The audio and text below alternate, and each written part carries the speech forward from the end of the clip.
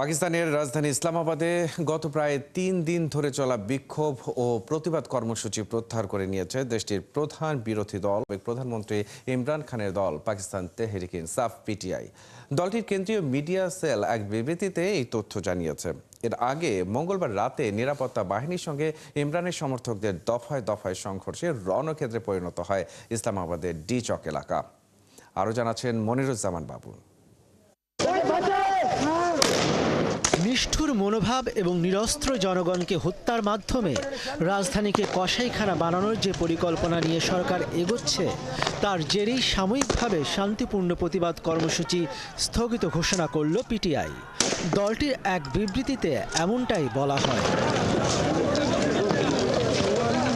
ইমরান খানের পরবর্তী দিক নির্দেশনা অনুযায়ী ভবিষ্যৎ পরিকল্পনা নির্ধারণ করা হবে বলেও জানিয়েছে সাবেক ক্ষমতাসীন দলটি।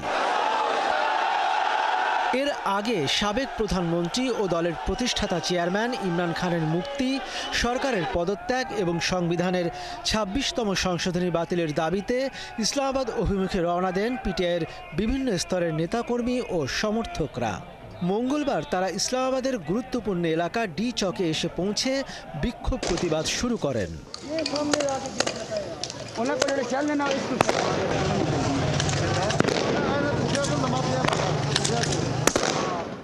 ইসলামাবাদের রেড জোন এবং ডি চকে পৌঁছানোর পর পুলিশ, রেঞ্জার্স এবং সেনা সদস্যদের হাতে ব্যাপক ধরপাকড়ের শিকার হন পিটিআইয়ের নেতাকর্মীরা।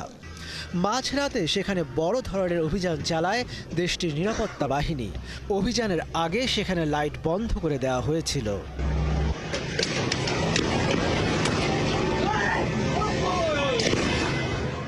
এই ধরপাকড়ের এক পর্যায়ে ঘটনাস্থল থেকে চলে যান এই আন্দোলন কর্মসূচির শীর্ষ দুই নেতা, খাইবার পাখতুনখোয়ার মুখ্যমন্ত্রী আলী আমিন গান্দাপুর এবং ইমরান খানের স্ত্রী বুশরা বিবি।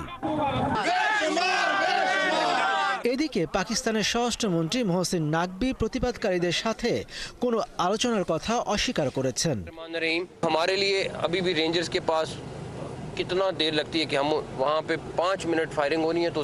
পরে এক বার্তায় পাকিস্তানের প্রধানমন্ত্রী শাহবাজ শরীফের রাজনৈতিক উপদেষ্টা রানা সানাউল্লাহ জানান, ইসলামাবাদের বিক্ষোভ কর্মসূচি থেকে পিটিআইয়ের ৫ শতাধিক নেতাকর্মীকে আটক করা হয়েছে।